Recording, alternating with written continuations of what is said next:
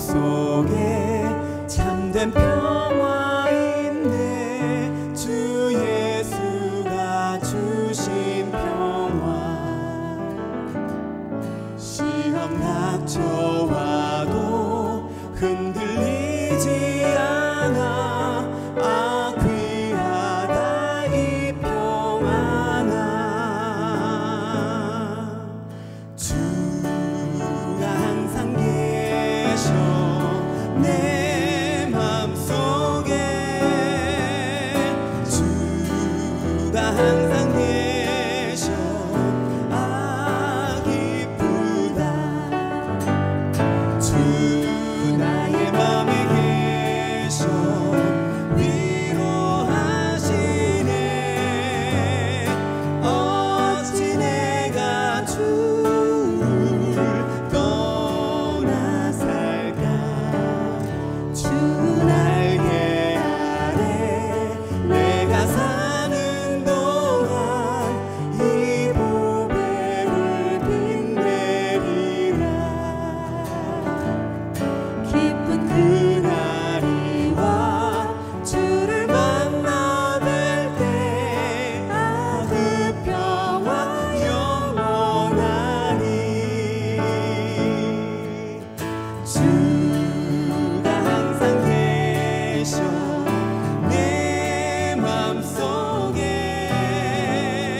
주가 항상 계셔 아 기쁘다.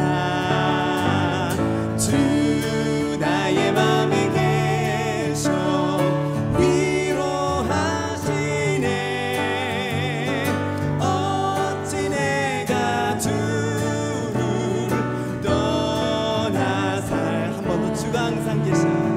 주가 항상 계셔 내 맘속에.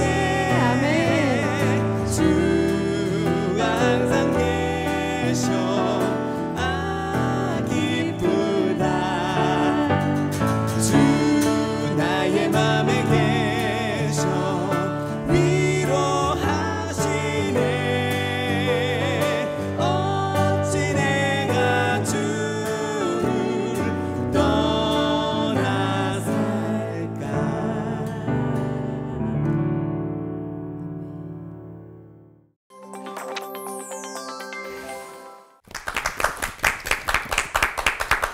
독일의 영성 작가 바실레아 슐링크는 평생 예, 아멘 두 가지 응답만 한 사람으로 알려져 있습니다.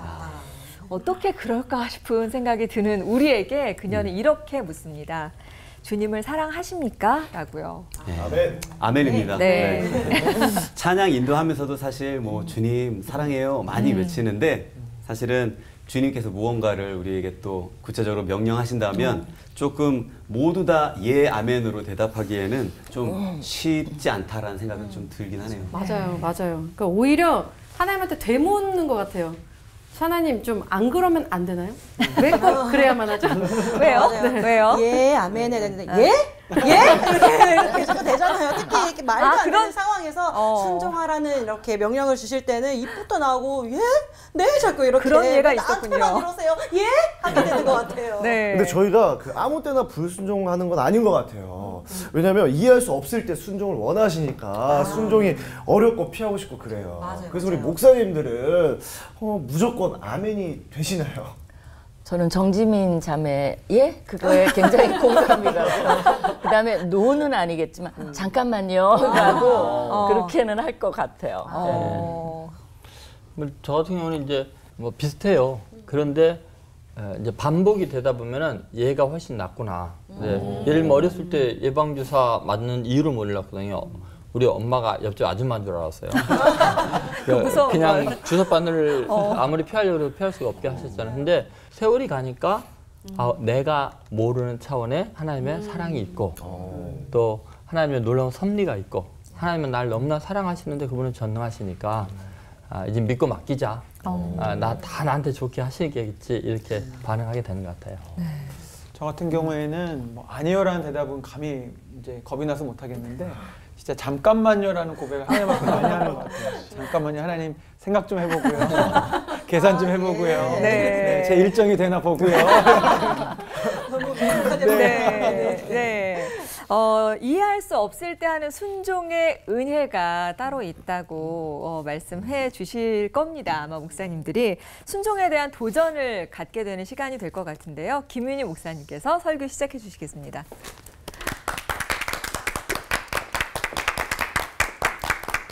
이해를 할 수 없다는 건 누구의 시각이죠? 그렇죠? 나의 시각일까요? 그러네요. 그렇겠죠. 그렇죠. 그죠? 그래서 성경에서 가장 이해할 수 없는 순종이 있다면 뭘까 한번 생각을 해봤어요. 굉장히 많이 있겠지만 사실은 최고봉은 저는 아브라함이 이삭을 바친 거라고 생각을 해요. 하나님이 하늘의 별과 같이 많게 해주겠다고 약속해줬고 사라가 아이를 낳을 수 없는데 기적적으로 낳게 해주셨고 그렇게 해놓고는 또 그 아들을 바쳐라? 그건 합리적이지 않죠. 논리적이지 않죠. 그거는 하나님 스스로 이율배반적이라고 결론 감히 내릴 수 있죠. 이제 그런 상황에서 아브라함이 순종을 합니다. 저도 참 이해가 안 가는데 그럼 아브라함은 뭘 근거로 그런 결론을 내렸을까? 히브리서에 보면 그 답이 나와요. 뭐라고 나오냐면요. 아브라함은 시험을 받을 때 믿음으로 이삭을 드렸어요. 믿음이에요. 그는 약속들을 받은 자로되 그 외아들을 드렸느니라. 그에게 이미 말씀하시기를 네 자손이라 칭할 자는 이삭으로 말미암으니라. 그게 뭐냐면요. 하나님이 약속을 해주셨어요. 어쨌든 네 자손 이삭을 통해서 자손이 많아지게 하겠다는 약속이 있는 거예요. 그거를 붙든 거예요. 그러니까 하나님이 이쪽에서 아무리 흔들어도 이게 있기 때문에 순종을 한 거예요. 그래서 어떤 결론을 스스로 내렸냐면 아브라함은 하나님이 능히 내가 죽여도 이삭을 죽은 자 가운데서 다시 살리실 줄로 생각한지라. 그러니까 스스로 그렇게 하나님의 약속의 말씀을 붙들었기 때문에 순종을 할 수 있었던 거죠. 그러니까 아브라함이 아무 생각 없이 그냥 순종하려니까 덜렁덜렁 가서 아들을 이렇게 한 건 아니라는 거죠. 그죠? 그래서 첫째 순종은 하나님의 말씀에 근거해야 돼요. 아브라함은 하나님의 약속의 말씀에 기대어 순종하기로 한 겁니다. 두 번째는 약속의 말씀이 있으면 이걸 합리화하지 않아야 돼요. 그걸 제일 잘한 사람이 사울왕이죠. 아말렉과 그 가축들 다 죽이라 그러니까 이게 사무엘이 와서 이게 왜 가축 소리가 들려? 그러니까 제일 좋은 건 하나님께 바치려고요. 그러니까 하나님 말에 토를 달고 자기 나름대로 합리적인 대안을 제시한 거죠. 사울이 왜 그랬어요? 왜냐하면 머리 굴려보니까 그것이 자신에게 하나님 말 듣는 게 덜 유익하다는 결론 때문이에요. 그죠? 세 번째는 불순종을 하면 어떻게 되느냐? 대가가 따라요. 그죠? 그래서 말도 안 되는 약속을 하나님이 하셨다고 생각하고 그 문제를 자신이 해결하려고 한 사람이 있어요. 사라예요. 사라는 사실 어느 여자가 다른 사람을 드리겠습니까? 근데 사라는 하나님을 돕고 싶었던 것 같아요. 그리고 잘하려고 했던 것 같아요. 그래서 하갈을 드리고 말죠. 그 결과 어떻게 됐어요? 대가가 따르죠. 이스마엘 족속은 다른 민족을 치는 족속이라고 그렇게 돼버렸어요. 그러니까 내내 이스마엘 족속이랑 문제가 되잖아요. 그러니까 불순종하면 어떤 대가가 따른다는 거죠. 네 번째는 하나님은 우리에게 뭘 요청하실 때는 항상 완벽한 이유가 있으세요. 제가 굉장히 좋아하는 구절 중에 하나가 뭐냐면 에레미야 29장 11절인데요. 여호와의 말씀이니라 너희를 향한 생각은 내가 안 하니. 내가 생각이 있어. 근데 그게 뭐냐면 평안이야. 재앙이 아니야. 너희에게 미래와 희망을 주는 거라. 이게 어느 문맥에서 나오냐면요. 이스라엘이 포로로 간 문맥에서 나와요. 포로로 갔는데 그래도 뭘 하라는 거예요. 하나님이 원하는 건 관계 회복이에요. 그래야 다시 복을 주실 거 아니에요. 그러니까 미래와 희망이라는 거. 그것 때문에 니네가 포로로 갔다는 거. 그러니까 포로 생활에서 어떻게 하면 하나님과 관계를 다시 회복할 것인가에 기회를 주는 거야. 그러니까 그럴 때라도 나를 신뢰해줘. 그것이 하나님의 부탁이에요. 그래서 이 순종한다는 건 하나님을 전적으로 신뢰한다는 것을 이미 포함하고 있다는 거죠. 5번째는 뭐냐면 순종하지 않으면 하나님의 기적, 역사하심, 축복의 기회를 경험하지 못하게 돼요. 그럴 거 아니에요. 그죠? 하나님은 어쨌거나 70년이 지나면 이스라엘을 막 포로에서 내리키고 뭐 이방에 뭐 많은 계획이 있는데 그것이 다 무산되는 그런 결과를 초래하는 거죠. 예수님의 순종의 보상은 뭐였죠? 하나님이 예수를 지극히 높여 모든 이름에 뛰어난 이름을 주시고 예수를 지극히 높여 정말 하나님 보좌에 앉게 하신 그 보상이 따르는 거죠. 6번째는 아까 그 얘기가 좀 나온 것 같은데요. 누가 사랑 얘기했죠. 사랑하면 순종하기를 원한다는 거죠.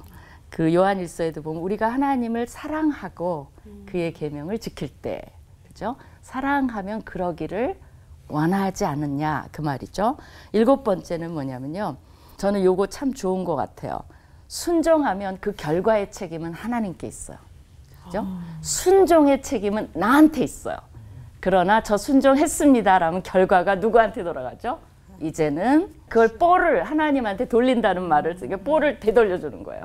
내가 받았는데 오케이 그러면 토스해 주는 거죠. 패스해 주는 거죠. 그럼 이제는 골을 넣는 건 누구 책임이에요? 저희 골대가 아닌가? 골을 넣는 거는 하나님의 책임이 되는 거죠. 그렇다면 이해할 수 없는 순종이 뭘까요? 그거는 내가 원하는 대로 인생이 되어지지 않지 않을까라는 불안감에서 오는 것이 아닐까요? 그렇죠? 거기서 벗어나 우리 모두가 저를 포함해서 잠깐만요, 네 하는 것보다 한번 순종해 보면 어떤 일이 일어날까요? 놀라운 간증들이 쏟아져 나오지 않을까 이렇게 생각합니다. 기도하겠습니다. 하나님 감사합니다. 이렇게 순종이 힘듭니다.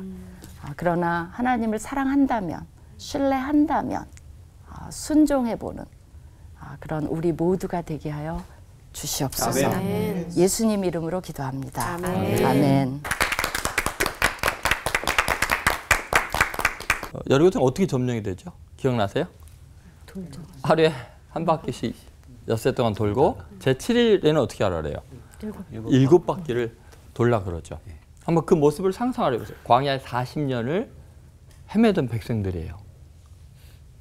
뭐 제대로 된 옷이 있겠어요? 뭐 무기가 제대로 있겠어요? 근데 그들이 여리고성을 돌 때 여리고성에는 왕과 용사들이 지켜보고 있었고 이겹성이었고 고대에 가장 오래된 성이에요.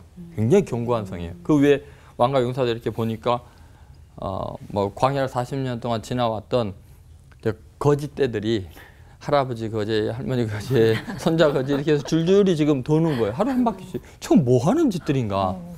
화살로 이렇게 쏠 수가 있으니까 아마 화살 거리 바깥으로 돌아야 되니까 굉장히 큰 거리. 그러니까 하루에 한 바퀴씩 도. 근데 여리고성이 가나안 첫 성이었거든요.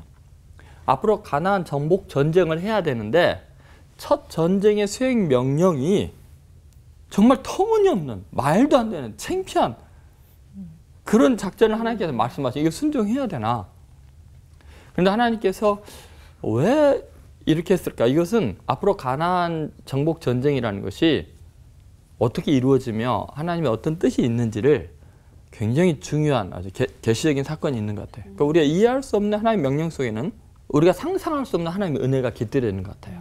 첫 번째는 적들을 위한 회개의 기회지요. 예를 들어서 지금 그 기생 라합은 소문만 듣고도 회개했잖아요. 많은 사람들이 회개할 기회를 하나님 주기를 원하시는 것 같아요. 예를 들면은 요나가 어때요? 그냥 니느웨 성을 한 번만 쓱 지나가면서 했는데도 다 회개했잖아요. 근데 여리고성은요 너무나 강팍한 거예요. 그러니까 회개를 안 하니까 그들이 회개할 기회를 매일 한 번씩 주는 거죠. 경고하는 거죠. 한 바퀴 돌고.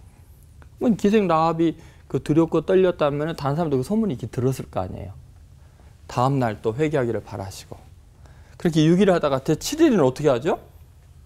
왜 7바퀴를 돌까요? 7이면 완전수잖아요. 그렇잖아요. 너 7셀 동안에 회개해. 그래서 하루에 한 바퀴씩 돌아서 7일 한 바퀴 돌고 끝나는 게 아니라 한 바퀴 돌고 반에 반, 반에 반에 반 그렇게 해서 최대한 회개할 기회를 주는 거예요. 그래서 우리는 이해할 수 없는 하나님의 명령 속에는 죄인 한 명이라도 구원하려고 하는 하나님의 엄청난 사랑과 기회가 깃들어 있다는 것을 기억해야 돼요. 그러니까 나에게 하신 명령이지만 내 주위에 있는 사람들이나 인류를 향한 하나님의 굉장히 중요한 섭리가 하나님의 사랑의 마음이 표현되고 있을 수 있다는 거죠.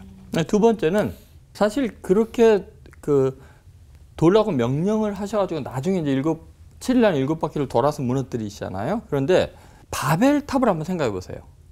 바벨탑은 여리고성과는 비교가 안 될 만큼 어마어마한 탑이잖아요. 그런데 누가 돌아서 무너진 게 아니잖아요. 하나님 혼자서 얼마나 무너뜨릴 수 있어요. 근데 굳이 이스라엘 그 백성들에게 그렇게 수고해서 돌라고 하신 이유가 뭘까요? 가나안 정복 전쟁이 하나님의 거룩한 전쟁이고 심판의 행위이지만 그것을 너희들과 동역하고 싶다. 너희들의 수고와 너희들의 발길과 너희들의 땀과 너희들의 순종이 내가 너희들에게 상으로 주고 싶은 이유이다. 상을 주고 싶어서 일을 맡기시는 거예요. 가나안을 이스라엘에게 주고 싶으신데 하나님께서 그들의 순종과 그들이 하나님을 사랑하는 것을 통해서 너희들이 받을 만하다. 그래서 우리가 하나님의 일을 할 때 꼭 생각하는 게 말도 안 되는 일을 시키는 이유는 뭐냐면 하나님께서 우리에게 상 주실 건수를 만들고 계신다. 그렇게 생각하면 되겠죠. 세 번째는 우리가 정말 원하는가에 대한 부분이에요. 하루에 매일 한 바퀴씩 돌면 뭐 지겹잖아요, 나중에는. 우리가 가만히 생각하면 하나님 이거 주시옵소서 주시옵소서 하다가 응답이 더디면은 그냥 흐지부지 잊어버리거든요. 그래서 며칠 있다가 하나님 주셨는데 재수 좋네, 운이 좋네, 우연이라고 생각하잖아요. 우리는 기도한 것도 잊어버리잖아요. 그런데 정말 우리가 하나님 앞에 간절히 얼마나 원하는가, 쉽게 주시지 않는 이유 중에 하나는 뭐냐면 그것을 소중하게 여기게 하는 거죠. 그래서 하루에 한 번까지 매일 돌게 하고 너 정말 가나안 땅을 원하느냐, 정말 너 약속의 땅을 사모하느냐, 그걸 확인하는 과정일 수 있죠. 그러니까 이해할 수 없는 명령 속에는 우리가 원하는 것이 정말 소중한가를 확인시키는 하나님의 또 은혜가 있는 거죠. 근데 마지막 결정적으로 중요한 건 이거죠. 이 모든 것이 하나님의 능력으로 되는 것이 인간의 힘으로 되는 것이 아니라는 것을 확인시켜 주는 거죠. 가나안 정복 전쟁은 하나님의 전쟁이다. 그래서 하루에 한 바퀴 돌면서 뭐 했을까요? 왜 엿새 동안 하루에 한 바퀴 돌라고 했을까요? 7일을 위한 그 워밍업이에요. 매일 한 바퀴씩 돌아서 다리의 근력을 키우고 생각보다 그 화살이 날아가서 안 맞을 정도의 큰 바깥의 원으로 이걸 하루에 7번을 돌려면요 완전히 기진맥진이겠죠. 그리고 전쟁을 해야 되는데 그럼 뭐를 의미하냐면 가나안 정복 전쟁을 시작할 때 너희들이 꼭 깨달아야 되겠다. 니네 힘으로 되는 게 아니다. 니네 힘 다 빼라. 하나님의 능력으로만 되는 거다. 그래서 진액을 빼도록 7바퀴를 돌게 하는 거예요. 그래서 제 생각에는 그래요. 나중에 세상에 나팔을 불면 7바퀴 도는 순간에 와 하고 뛰쳐 들어가라 그러면 무너지라고 했잖아요. 근데 그때 와 소리를 질렀다는 생각이 안 들어요. 기운이 없어가지고 기어서 올라갔을 것 같아요. 그러니까 무슨 말이냐면 하나님께서 우리에게 명령하실 때 정말 놀라운 일은 뭐냐면 하나님의 일은 하나님이 하신다는 걸 깨닫게 해주는 것 같아요. 예를 들면 요셉을 그렇게 위대하게 고대근동의 모든 사람을 먹여 살리는 총리를 쓰기 위해서 완전히 진액을 빼놓잖아요. 형들에게도 배신당하고 노예로 팔리고 죄수로 감옥에 갇혀서 인간의 희망을 완전히 끊으시고 그것은 하나님이 하신 것을 보여주잖아요. 그래서 우리는 어떤 의미에서 이해할 수 없는 명령 속에는 우리가 상상할 수 없는 하나님의 은혜가 있다. 아멘. 그 믿음을 가지고 내 계산이 안 되지만 하나님은 나보다 훨씬 지혜로우시니까 아멘하고 순종하는 것이 가장 복된 일이 아닐까 그렇게 생각합니다. 기도하겠습니다. 아버지 하나님, 오늘부터 아멘으로 순종하며 기대하며 은혜를 누리며 주 앞에 순종하는 저희들이 되게 하여 주옵소서. 아멘. 예수님의 이름으로 기도합니다. 아멘. 아멘. 어른이 되면 될수록 점점 더 빨라지는 게 있다면 계산인 것 같아요. 인간의 계산. 지나온 삶의 경험을 바탕으로 해서 재빨리 머리에서 막 계산과 계획이 돌아가죠. 지금 이게 할 만한 일인가 아닌가를 이렇게 계산하게 돼요. 주어진 재정 안에서, 주어진 시간 안에서, 또한 주어진 형편 속에서 이걸 하면 성공할지 말지를 늘 우리는 고민하지요. 그런데 하나님의 계산은 때로는 우리가 도무지 이해할 수 없는 방식으로 아무리 계산을 해도 수지타산이 맞지 않는 어떤 일들을 요구하시고 또 순종을 명령하시죠. 할 수 없는데 할 수밖에 없는 상황으로 또 이렇게 훅 들어오실 때가 있습니다. 성경에 여러 비슷한 이야기들이 있지만 저는 기드온과 300용사에 대한 이야기를 좀 나누고 싶어요. 이 기드온이라는 사람은 이름 없는 가문에 자기 아버지마저도 하찮게 여겼던 막내 아들이었는데 이렇게 별 볼 일 없어 보이는 기드온을 주님이 부르셔서 미디안 군대와 싸워 이기라고 명령을 하시죠. 그때 기드온이 싸워야 했을 미디안 군의 이 규모가 이렇게 되어 있습니다. 성경에 보니까 미디안과 아말렉과 동방의 모든 사람들이 골짜기에 누웠는데 메뚜기의 많은 수와 같고 그들의 낙타의 수가 많아 해변의 모래가 많음 같은지라. 셀 수가 없다는 거죠. 지금 미디안 군의 숫자는 셀 수 없는 거의 무한에 가까운 그런 군대와 기드온은 싸워야 했습니다. 그런데 그때 기드온과 함께한 군대의 규모를 성경에서 보니까 어떻게 되어 있냐면 여호와께서 기드온에게 이르시되 너를 따르는 백성이 너무 많은즉 얼마나 많은가 봤더니 이제 너는 백성의 귀에 외쳐 이르기를 누구든지 두려워 떠는 자는 길르앗산으로 떠나 돌아가라 하시니 이에 돌아간 백성이 22,000명이요 남은 자가 10,000명이었더라 이렇게 성경에 기록되어 있어요. 그러니까 처음 싸우려고 모여진 숫자가 32,000명이었던 거죠.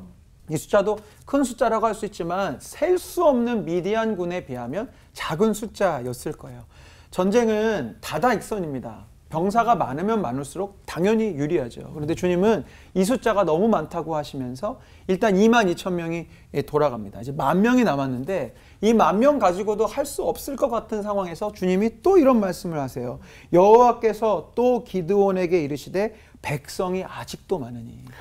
사실 우리가 남 얘기지만 그냥 읽고 결론을 우리가 알아서 그냥 별 긴장감 없이 읽지만 기드온이라고 한번 생각해 보십시오. 아니 지금 22,000명 간 것만으로도 불안해 죽겠는데 이것도 아직 많다고 하시면 어떡하시나. 도무지 우리 하나님 이해할 수가 없다. 그래서 그 10,000명도 많다고 하셔서 돌려보내서 남은 인원이 우리가 아는 바대로 300명이었어요.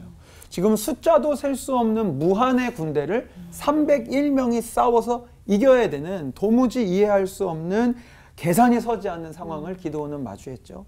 긴 이야기를 줄이자면 결국 우리는 결과를 알고 있지 않습니까? 이해할 수 없지만 기드온은 그래도 믿음으로 순종했고 그 301명으로 하나님의 놀라운 역사하심 속에 승리를 맛보게 되지요. 아까 목사님도 말씀해 주셨지만 이해할 수 없을 때 참 순종하기 어렵고 계산이 서지 않지만 하나님의 계산을 신뢰하며 순종할 때 하나님은 당신의 살아계심을 나타내 주시는 것 같아요. 제가 청년 때 이런 일이 있었습니다. 청년부에서 이제 해외 단기 선교를 이렇게 준비하는데요. 그 중에 같이 준비를 했던 제 친구 중에 집안 형편이 이렇게 썩 좋지 않은 친구가 있었어요. 근데 그 친구가 드럼을 연주했던 친구이기 때문에 저희의 사역에 꼭 필요했던 친구였습니다.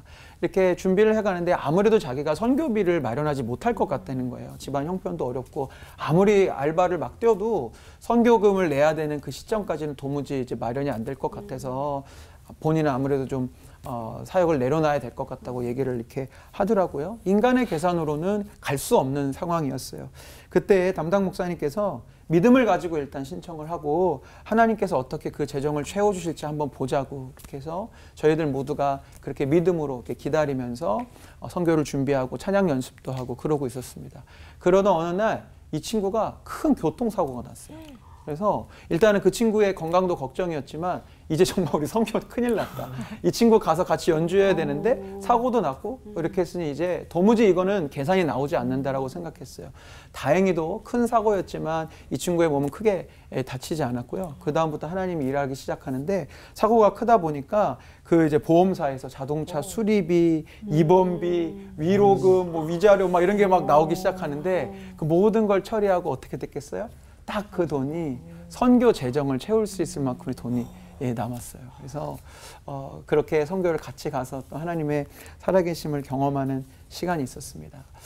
도무지 답이 나오지 않는 상황 앞에서 그래도 순종을 주님께서 요구하실 때 인간의 계산으로는 가능성이 보이지 않고 벼랑 끝에서 내가 과연 순종할 수 있을까 싶을 때 주님이 명령하신 게 분명하시다면 우리가 이해되지 않는다 할지라도 묵묵히 그 순종의 길을 가면 참 좋을 것 같습니다. 그런 불안한 상황 앞에서 어려운 순종 앞에서 꼭 기억하고 싶은 말씀이 있습니다. 고린도후서 4장 7절에서 9절 말씀인데요. 이 말씀 읽고 말씀 마치겠습니다. 우리가 이 보배를 질그릇에 가졌으니 이는 심히 큰 능력은 하나님께 있고 우리에게 있지 아니함을 알게 하려 함이라.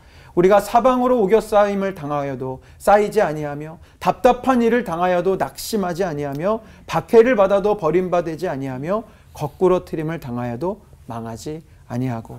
아멘. 그렇습니다. 사방으로 우겨싸임을 당하고 답답한 일과 박해와 거꾸러뜨림 속에서 하나님의 사명을 감당하는 거 도무지 이해할 수 없고 계산이 서지 않지만 그때 순종할 때 우리는 심히 큰 능력이 하나님께 있음을 발견하게 될 것입니다. 기도하겠습니다. 도무지 이해할 수 없는 상황과 내 힘으로 감당할 수 없는 순종을 요구하실 때 나 자신의 어떠함을 바라보는 것이 아닌 하나님의 능력과 일하심을 기대할 수 있는 큰 믿음을 허락하여 주시옵소서. 아멘. 예수님의 이름으로 기도드립니다. 아멘.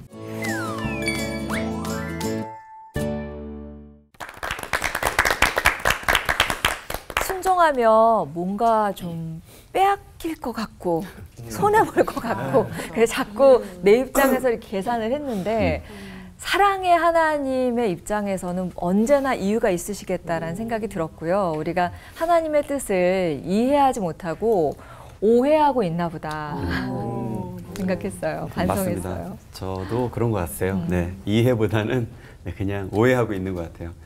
참 하나님 답답하실 것 같아요. 네, 그냥 마음을 좀 알아줬으면 좋겠는데 그래서 보면 이제 성경에도 보면 그런 거 이해 못하는 그 사람들이 등장할 때마다 하나님께서 참 그 케이스 바이 케이스로 그 사람을 대하시는 것을 볼 수가 있는데 그쵸. 때로는 와 진짜 그 매콤하게 그냥 무섭게 이렇게 대하시고 때로는 또 이렇게 부드럽게 각 사람마다 이렇게 다르게 대하시더라고요. 네. 그렇죠, 목사님. 네, 우리 김윤희 목사님 한번 어떠신지 한번.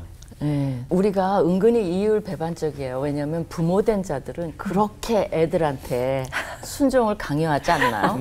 엄마 말 좀 들어라. 그죠? 왜 엄마 말 안 돼? 그걸로 그냥 입을 달고 살면서 하나님한테는 이제 우리가 이렇게 야속하게 하는 것도 참 우리의 모습인 것 같아요. 근데 성경에 너무 케이스가 많아서 몇 가지만 하다가 지치면 끝내겠습니다. 근데 이제 우리가 원초적 불순종의 대명사는 누구냐면 하와죠. 하와가 참 이상한 게 3장 6절에 가면요. 1장도 아니고 2장도 아니고 3장 6절로 가면 그 문장을 보면요. 여자가 그 나무를 본즉 먹음직도 하고 보암직도 하고 지혜롭게 할 만큼 탐스럽게 한 나무라 이런 말이 나와요. 그 말은 뭐냐면 그 나무는 그 많은 실과 중에서 이때까지 안 봤다는 거예요. 관심 없었다는 거예요. 근데 뭐라고 하니까 딱 보니까 그 말이 쏙 들어온 거죠. 그래서 이제 불순종한 정말 안타까운 케이스죠. 그리고 아까 이제 여리고선 전쟁에 이제 그 후기가 있습니다. 이제 잘 치렀어요, 전쟁을. 너무 멋진 전쟁이죠. 전쟁이 그렇게만 된다면 얼마나 좋겠어요. 그러고 나서 아간이란 사람이 거기에 이제 물건을 훔친 거죠. 하나님이 여리고성은 상징적으로 하나님도 너무나 이거를 완벽하게 순수하게 하고 싶었던 거예요. 그래서 여리고에 있는 거 나한테 다 바쳐. 그 상징적인 거죠. 근데 아간이 거기 뭐 외투, 명품 옷 하나, 금덩어리 뭐 이런 거, 은 뭐 이런 걸 훔쳤어요.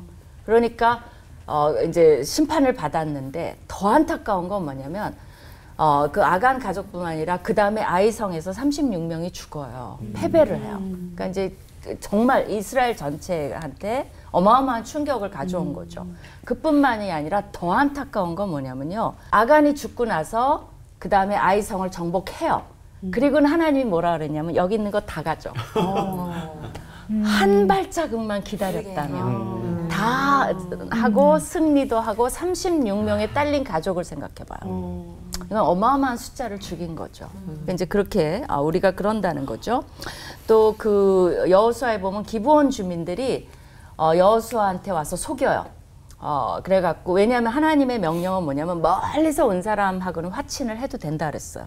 근데 가나안 족속만 안 되는 거예요, 화친이. 그들은 다 진멸의 대상이죠. 그때 기브온 족속이 소식을 듣고 속여요. 막 멀리서 온 사람들처럼. 그래서 이제 와서 이거 보십시오. 우리 이렇게 오느라고 옷도 다 헐었고 뭐 빵도 다 낡았고 곰팡이 쓸고. 그래서 속은 것까지는 괜찮아요. 우리가 속을 수 있죠. 그것까지 어떻게 합니까, 우리가. 그죠? 보이스피싱도 우리 얼마나 요새 힘든데. 근데 거기에 뭐라고 나오냐면 그 이스라엘 사람들이 그들의 양식을 취해서 보고 어떻게 할지를 여호와께 묻지 않았다는 게 나와요. 모르겠으면 물어봐야 되잖아요. 근데 화친을 맺어 버린 거예요. 그래서 나중에는 그들이 군대적 위험이 처했을 때 지금 점령해야 되는데 그들을 또 구하러 갑니다. 왜냐면 그게 조약 조건이니까. 이제 그런 어리석은 결과가 나온 거죠. 그렇다면 이 결론적으로 뭐냐면 순종은 신뢰라는 거죠. 그죠? 결국은 우리가 그만큼 못하는 건 하나님을 말로는 아까 그 말 너무 잘하셨어요. 사랑하고 뭐 주님 어때요? 하지만 100% 순종하지 않는 거죠. 그리고 순종하지 않으면 결국 하나님 말을 안 들으면 거기서 끝나는 게 아니에요. 이게 제일 무서운 거예요. 결국은 다른 사람 목소리를 듣거나 내 마음의 목소리를 듣는 거지 거기서 뭐 끝나고 아무것도 안 하는 게 아니에요. 그렇죠? 이제 그러니까 누구의 목소리를 듣느냐에 그런 어떤 방정식인 것 같아요.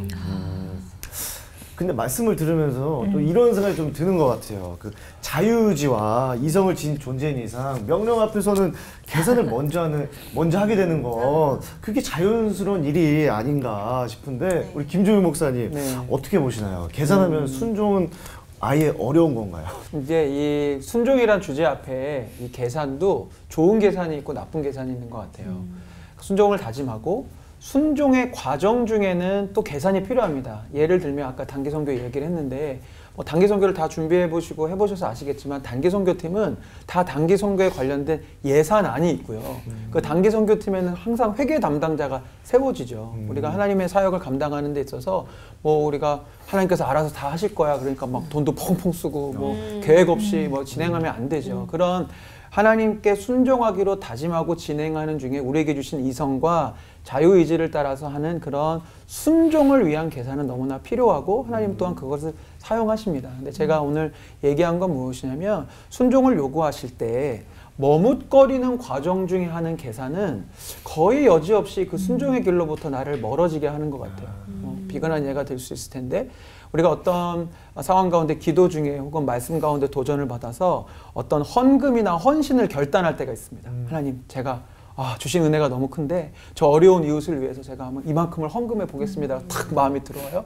근데 그때 순종하면 좋은데 그러고서 이제 헌금을 내기 전까지 자꾸 이제 생각이 들어와요. 여러 계산이 들어와요. 그럼 갑자기 뭐에 써야 될 상황들이 떠오르기 시작하고 왜 또 그때 마치 우리 아이가 아픈 거죠? 막 이렇게 되면 조금씩 그 작정했던 헌금보다 헌금 액수가 줄어드는 경우가 많아요.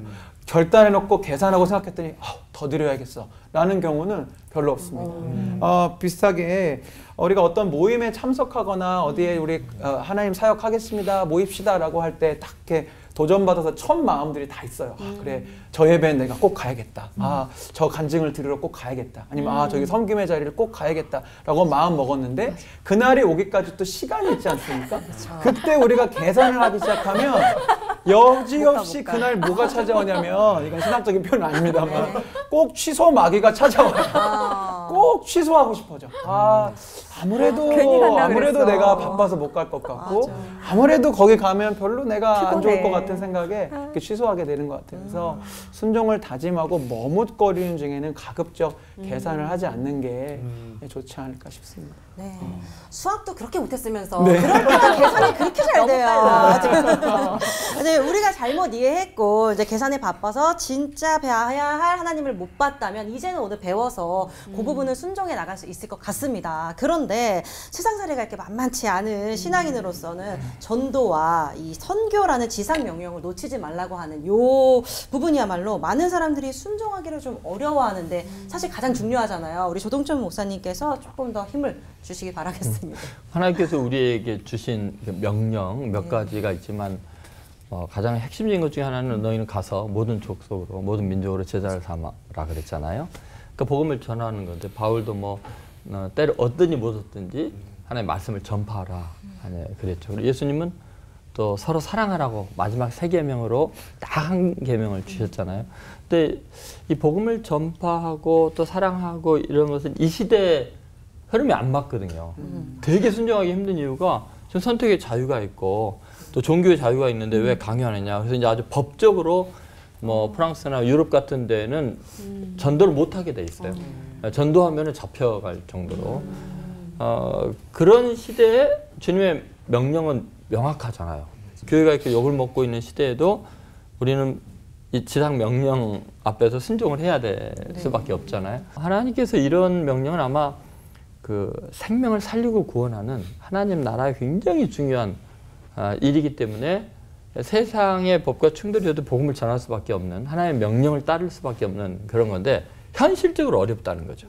그런데 이제 가만히 한번 생각해 보면은 예수님께서 그런 말씀하시기를 너희는 먼저 그의 나라와 의를 구하라. 그리하면 이 모든 것을 너에게 더하시라. 이게 어마어마한 이야기죠. 너는 하나님 일하고 하나님께서 나는 네 일 해줄게. 보세요. 만약 회사의 회장님이 야 내가 네 일 해줄게. 니는 내 일 해줄래? 하나님이 내 일을 해주겠다는 거예요. 그리하면 내가 이 모든 걸 너에게 채워주리라. 그러면 하나님께서는 우리가 구질구질한 작은 일에 시달리기를 원하지 않고 뭐 복수하는 거라든지 뭐 돈 버는 이런 것보다도 하나님의 나라를 위해서 죽어가는 사람들을 구원하는 거룩한 일에 쓰임받고 너는 훌륭한 일에 나는 굳은 일을 할게. 그러시는 것 같아요. 정말 그런 것 같아요. 정확하게는 기억이 안 나지만 진돗개 전도왕인가 뭐 이런 분이 전 간증하는 걸 잠깐 들었었는데 그런 이야기를 하더라고요. 자기는 모든 일들이 하나님의 복음을 전하는 기회를 삼는다. 그러니까 예를 들면 갑자기 뭐 뒤에서 차가 그냥 쿵 부닥쳤다. 그러면 옳게 잘 됐다. 지금 전도할 미끼 하나 물렸구나. 한 마리 잡혔구나. 그리고 나가서 안 다치셨냐고. 괜찮으시냐고. 내가 다쳤는데. 이거 반반 원래 부닥친 거 있는 건 괜찮다고. 응? 그러면서 아무 걱정하지 말고 그냥 가시라고. 그러면 미안하니까 그래도 명함이라도 주셔야 되잖아요. 그러면 드리겠다고 언제든지 연락하시라고. 그래서 이제 서로 이제 연락을 하면은 그분이 너무 감동을 하고 세상에 이런 일이 어딨나. 요새 막 그 닭싸움 하듯이 달아들잖아요. 네, 그런데 그렇게 해서 일어난 일이 뭐였냐면 그렇게 부닥친 사람이 뭐 미국의 엄청난 디자인 회사의 부회장인데 한국의 대표부를 만들려고 오신 분인데 직업이 뭔지 알아보니까 뭐 디자인 하시는 분. 그러면 이걸 다 맡기겠다고. 그래가지고 어마어마하게 사업이 잘 됐다는 이야기가 있어요. 그런데 예를 들어서 그런 거죠. 내 관심이 돈에 있지 않고 명예에 있지 않고 권력 쟁취에 있지 않고 정말 하나님의 나라와 의를 구하면 하나님께서 이 모든 것을 더해 주신다고 돼 있잖아요. 그러니까 만약에 정말 계산하려면 제대로 계산해야 된다는 생각이 들어요. 우리가 하나님 일 하는 것만큼 영광스러운 일은 없어요. 내가 하나님 일 하는 것보다 하나님의 내일 해주시는 것이 훨씬 더 내일이 잘 될 줄로 믿습니다. 아멘. 그러니까 무조건 더 순종하는 게 지상 명령 순종하는 것이 내일이 다 잘 되는 줄로 믿습니다. 그런 예를 들면 끝이 없을 것 같아요. 정말 지혜로운 사람이 누구인가를 우리가 잘 따져봐야 될 것 같은데요. 하나님의 명령을 듣고 이렇게 겁먹기 전에 하나님께서 주실 은혜가 얼마나 클까를 좀 기대하는 마음이었으면 좋겠다는 생각이 들어요. 대체 얼마나 멋진 은혜를 주시려고 나한테 이러시나라는 생각으로 하면 순종하기가 조금 쉽지 않을까 싶습니다. 그래서 이번에 순종편 돌발 질문도 어떤 은혜를 또 퍼부어주실까 기대하면서 자 어떤 분이 질문을 해주실까요? 네. 이번 또 돌발 질문 또 제가 더 가져왔습니다. 따끈따끈하거든요. 제가 깔고 앉아 있어가지고. 우리가 꼭 그 학생 같아. 핸드폰 겁나요. 핸드폰 걷어가고. 질문 명령에 순종해서 바로 한번 질문 드려보도록 하겠습니다. 첫 번째, 나는 순종하기 싫어서 도망쳤던 적이 있었다, 없었다. 하나, 한 둘, 분씩 들어요. 셋, 네. 있었다. 있었다. 있었다. 기억이 안 난다. 있었다 기억이 안 난다. 우리 김인 목사님. 많지 않았던 것 같은데요. 기억이 저도 잘 안 나요. 오. 있었다부터. 네. 정확히 있었다만 하시네요. 약간 청문회 분위기예요. 기억이 안 난다 하시니까. 아, 진짜 청문회 분위기. 청문회 아니고 돌발질. 네. 기억이 안 납니다. 두 분 계셔서 네. 어쩔 수 없습니다. 저도 사실 기억은 잘 안 납니다만 너무 많았어서 그런 것 같은데요. 네. 지금 이제 전도 얘기를 하셔서 그냥 문득 생각나는 게 이제 저도 삶을 살면서 아 저분에게 예수님을 소개해야 되겠다라는 마음을 이렇게 주신 적이 있었는데 구체적으로 막 이렇게 어떤 상황이었다고는 저도 이렇게 기억 안 나지만 그런 순간이 몇 번 있을 때마다 주저했던 것 같아요. 괜히 부끄럽기도 했고 혼자 또 머리로 계산한 거죠. 아 이렇게 예수님 얘기를 갑자기 하면 무례한 거 아닐까. 네, 괜한 그런 것 때문에 복음 전할 기회를 놓쳤던 기억이 나네요. 혹시 생각이 나셨으면 이 이야기 들으니까 생각이 나. 그러니까 예를 들어서 이제 그 동네에 아주 그 싸납고 뭐 무례하고 이런 사람이 있는데 마음속에 복음을 전하고 싶은 생각이 들고 그런데 이분이 우리 교회 오면 우리 교회가 아주 힘들어지겠네. 골치 아파서 힘들어지겠네. 그래서 계산을 막 하는 거예요. 그럼 무슨 생각이 되냐면 하나님은 능력이 있으시니까 사울 같은 사람도 바울로 바꾸시니까 오히려 저 포악한 성격이 복음 증거자로 위대하게 쓰임받을지 몰라. 아니야, 그러기 위해서 너무나 피해가 커. 우리 성도들이 너무나 상처를 많이 받을 거야. 너무 여러 가지 못 받으면 나도 생각이 힘들 거야. 짧은 지금 시간에 머뭇거리고 있어요. 아직 요나 진행- 같아 이럴 때는. 그렇죠? 아직 진행 중. 그 얘기 들으니까 좀 위로가 되네요. 저도 이렇게 있어요. 네. 그렇죠. 저는 일단은 대학교 때 그 이전은 기억이 잘 안 나고요. 대학교 때부터는 굉장히 굵직굵직한 큰 일에는 꼭 하나님께 여쭤보고 그거는 순종을 했던 것 같아요. 근데 이제 이런 잘 자란 일에 있어서는 많이 이제 뭐 내 뜻대로도 하고 그렇게 했던 것 같은데 전도에 있어서도 사실 상당한 기간 동안에 많이 전도를 하고 했는데 아까 이제 그런 부딪혔는데도 전도의 기회를 삼고 정말 그럴 수 있었는데 안 왔다는 생각은 굉장히 많이 들었어요. 네, 그러니까 그거는 정말 우리 저부터도 기회를 주시는 것 같은데 이제 나이 들면서 점점 더 이제 덜 하는 그런 거는 안타까운 것 같아요. 다 공감이 되는 것 같아요.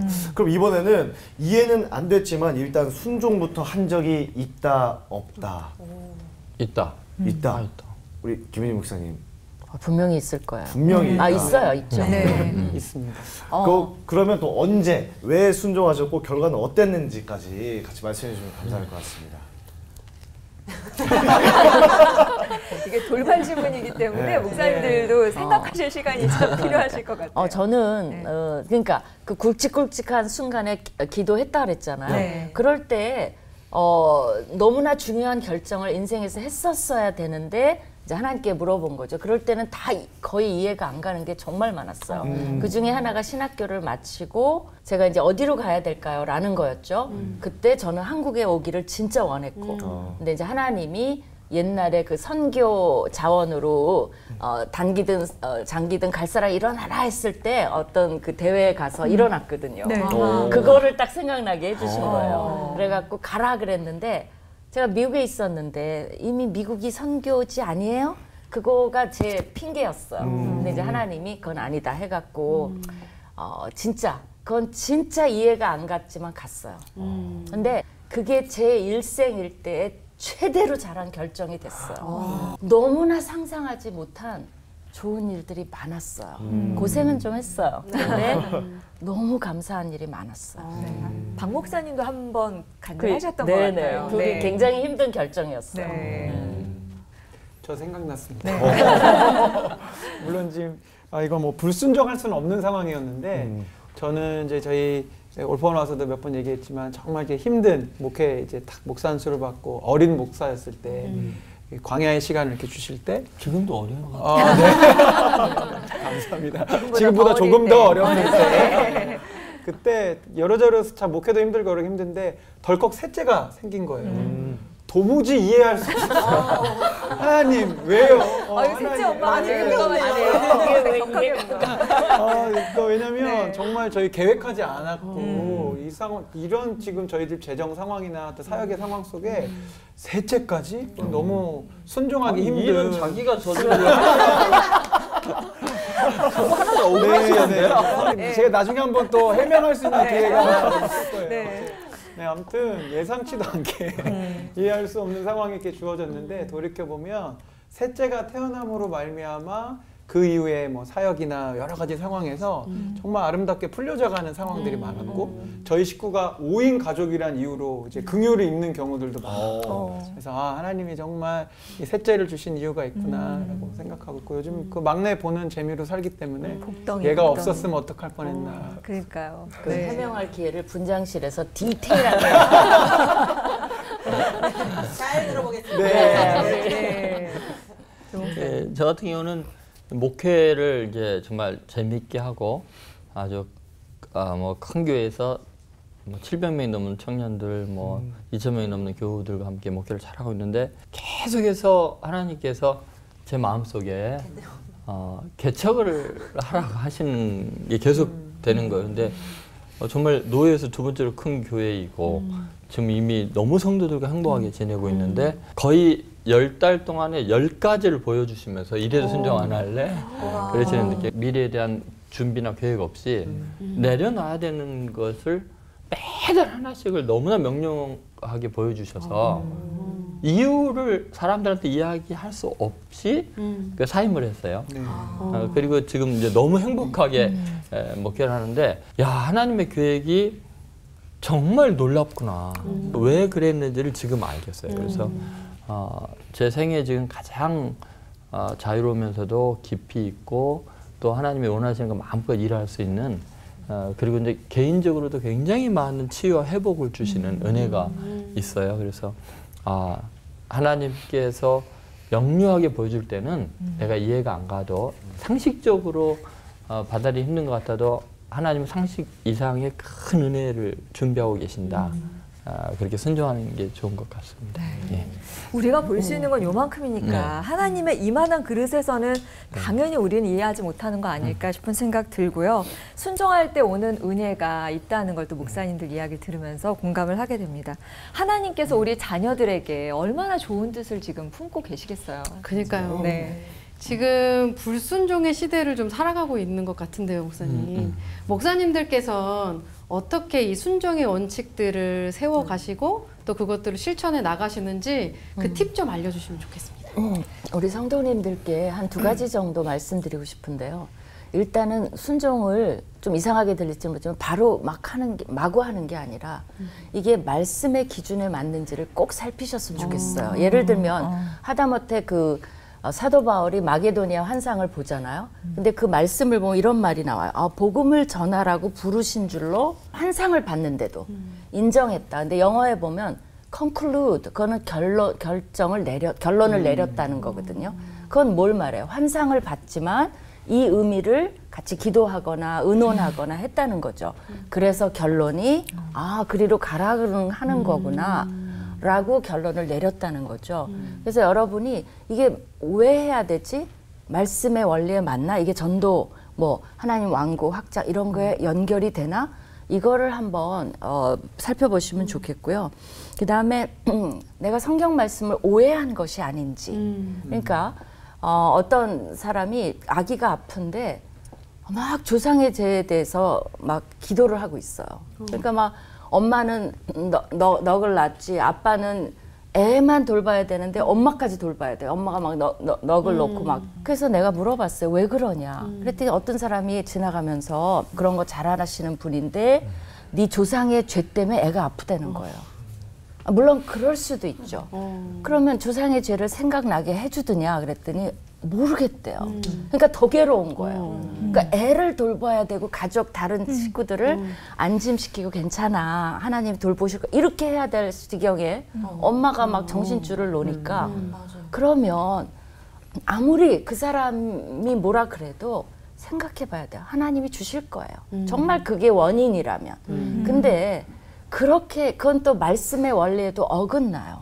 자기 죄는 자기가 책임진다 그랬는데 어떻게 조상의 여러분 조상의 죄 다 알아요? 아무리 생각해도 우리 아는 것도 별로 없어요. 조상도 누군지도 잘 모르는데 그래서 그러면 한 번은 생각해 봐야 돼요.